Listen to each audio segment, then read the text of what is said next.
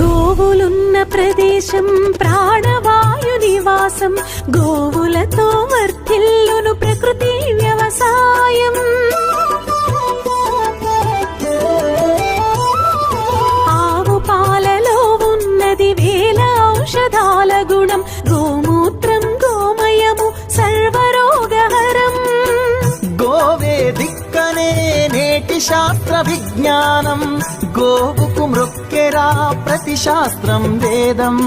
గోధూళిని దేవతలే ధరించెదరురా, గోశక్తిని ఓంకారమి కీర్తించునురా.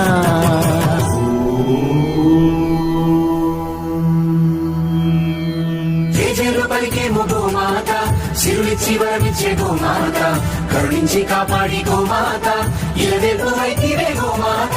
జగతిలోనే గోమాతది ప్రథమ స్థానం అని చాటెను తిరుమల తిరుపతి దేవస్థానం. గోమాత